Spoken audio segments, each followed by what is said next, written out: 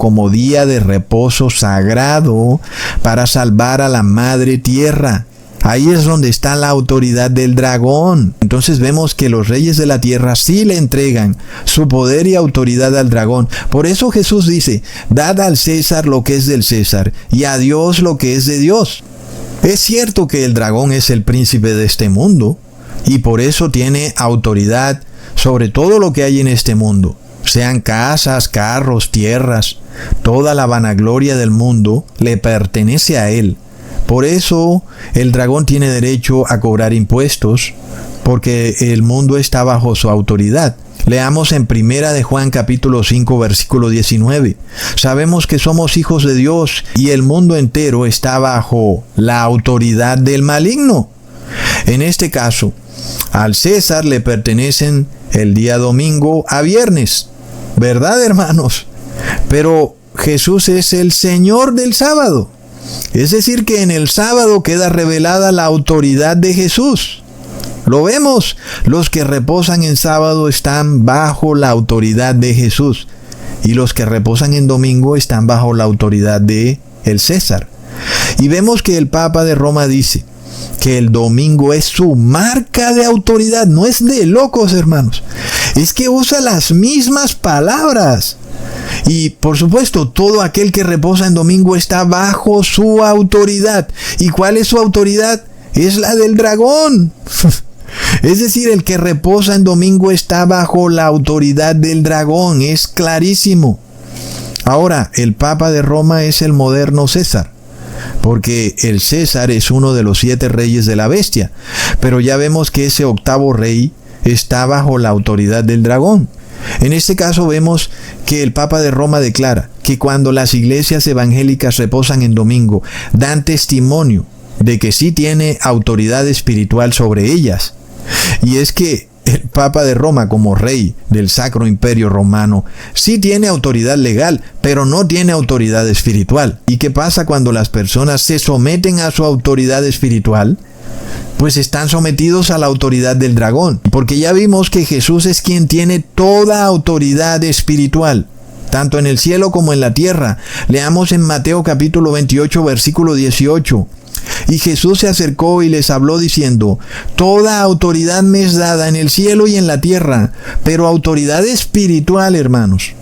Porque si fuera autoridad legal, tú pudieras ordenarle a tu jefe que tú no vas a trabajar los sábados, pero no pasa así. Tú tienes que pedirle a tu jefe que te colabore, que te ayude. Tienes que negociar con él, y si no se puede, pues te toca renunciar y buscar otro trabajo donde tu jefe sea un poco más condescendiente. Entonces vemos que los reyes y las personas le están obedeciendo a alguien que no tiene autoridad espiritual, que es el Papa de Roma. Y de esa manera se repite lo que Eva hizo en el Edén, cuando ella libre y gustosamente se sometió a la autoridad del dragón, sin que el dragón o la serpiente tuviera ningún tipo de autoridad. Es que imagínate que alguien en la calle te diga, mira, ahí hay un billete de $100 en la calle, yo no lo necesito, pero tómalo. Y tú le obedeces. ¿Por qué le obedecerías a esa persona? Es porque hay cierta maldad en tu corazón, porque estás tomando algo que no es tuyo, y eso es robar. Lo vemos, hermanos. ¿Por qué te sometes tú a la autoridad de alguien que ni conoces, que no ha hecho nada por ti, que no dio su vida por ti, no ha hecho nada? Entonces, ¿qué pasa, hermanos? Así como en el Edén la serpiente no tenía absolutamente ninguna autoridad sobre Eva, pero debido a que Eva le obedece, ella queda sometida a la autoridad del dragón. Asimismo, cuando las personas reposan en domingo o adoran a la Trinidad o se ponen eso en el brazo, se someten a la autoridad del dragón sin que el dragón tenga ya ningún tipo de autoridad, porque Jesús lo derrotó en el madero. Jesús le quitó totalmente la autoridad. Es algo terrible. De esa manera entonces se revela la marca, el nombre y el número de la bestia. porque tú de nuevo te sometes a la autoridad del dragón. Leamos en Lucas capítulo 12, versículo 5. Pero os enseñaré a quién debéis temer. Temed a aquel que después de haber quitado la vida, tiene poder de echarte en el infierno. Sí, os digo, a ese temed. Es cierto, el Papa de Roma no puede quitarte la vida eterna, no puede lanzarte al lago de fuego, no tiene poder ni autoridad para hacer nada de eso.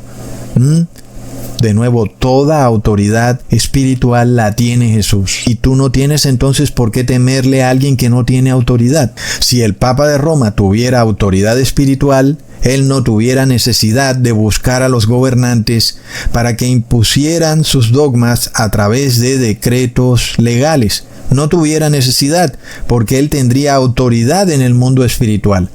Pero como no tiene autoridad en el mundo espiritual, necesita de los gobiernos para pasar leyes, en donde las personas se vean obligadas a adorarlo y a exaltarlo cuando es un ser humano sin autoridad.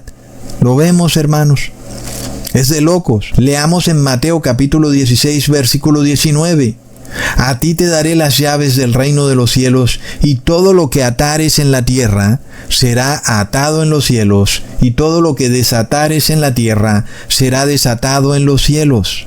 Esto dice Jesús acerca de sí mismo, y demostrándonos que es Jesús quien puede liberarnos de la autoridad del demonio para llevarnos a la vida eterna. Y esta es una historia que se repite por toda la palabra de Dios. Cuando el pueblo hebreo estaba sometido bajo la autoridad espiritual del faraón, entonces Dios venía a sacarlo de Egipto, porque mientras el pueblo hebreo viviera en Egipto, tendría que estar obligado a someterse a la autoridad de Faraón en Egipto. Es algo que se va a repetir ahora para todo el mundo. Porque cuando se empiecen a pasar estas leyes religiosas, nadie va a poder vivir en esta tierra, a menos que Jesús venga y acorte los días y nos saque de esta tierra. De otra manera estaríamos sometidos a la autoridad espiritual del gran faraón que es el Papa de Roma. Leamos en Romanos capítulo 9, versículo 17. Porque la Escritura dice así a Faraón: para esto mismo te he levantado, para mostrar en ti mi autoridad, y para que mi nombre sea anunciado por toda la tierra. Entonces, cuando Faraón reta la autoridad de Dios, se resiste a lo que Dios ha establecido, de esa manera la autoridad de Dios queda establecida, porque el pueblo de Dios decide salir de Egipto, porque se da cuenta de lo horrenda que es la autoridad del Faraón. Y entonces vamos todos hacia Dios, porque la autoridad de Dios es mucho mejor. Y es lo que se va a repetir muy pronto. Ya vimos algo de eso en el 2020. Vimos esa autoridad de Faraón horrible, haciendo que muchas personas murieran engañadas. Y por eso todos ahora queremos irnos a la autoridad de Dios, de forma de que el nombre de Dios es anunciado por toda la tierra. Leamos en Deuteronomio capítulo 6, versículos 6 al 8.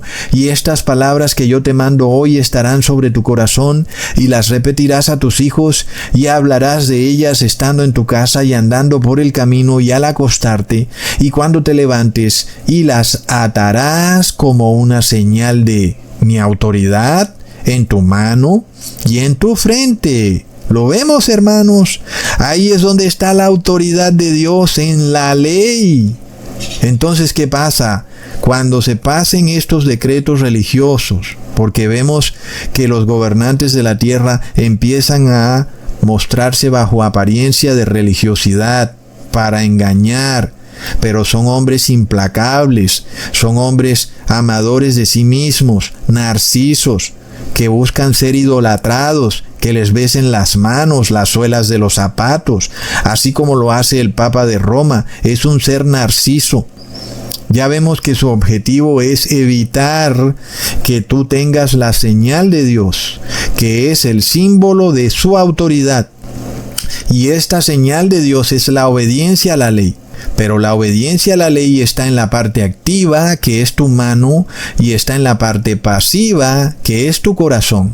¿Lo vemos? En tu corazón está el amor y en tu mano está la ley. De esa manera la ley es escrita en nuestro corazón. Este es el pacto de Dios sobre su pueblo. Es la señal de que son sus hijos porque están sometidos bajo su autoridad. Como un niño depende del padre, así el pueblo de Dios depende ahora de su padre y está sometido bajo su autoridad.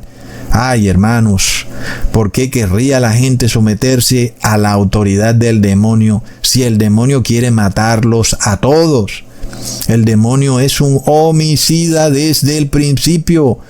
Y es que él mismo lo ha confesado, hermanos. Le preguntaron por el genocidio en Ruanda y dijo, sí, somos culpables, discúlpenos. Y plop, sigue haciendo lo mismo. No se arrepiente, hermanos. Es un homicida desde el principio. Y todo el que está sometido a su autoridad actúa como él, como homicida. Es algo lamentable, es terrible, hermanos. Pensemos y reflexionemos mucho, pero mucho sobre esto, para que estas cosas no nos tomen por sorpresa. Antes de que sea tarde, sometámonos hoy a la autoridad de Dios y de su Hijo. Obedezcamos sus mandamientos, no solo no hagamos lo malo, sino que siempre hagamos lo bueno. No solo obedezcamos la parte pasiva de la ley, sino que obedezcamos la parte activa de la ley. El dar. Cuando tú, por ejemplo, das el diezmo, algo que no quieren escuchar los emporios religiosos, que es parte de la ley y es una parte activa de la ley. Y no te quedes solamente con la parte pasiva de la ley, porque entonces no hay amor en ti. Lo vemos, hermanos, eres un narciso. ¿Ok? Bueno, no voy a seguir porque se me va lejos este video, hermanos. Les mando un abrazo y un saludazo. Hasta pronto, hermanos.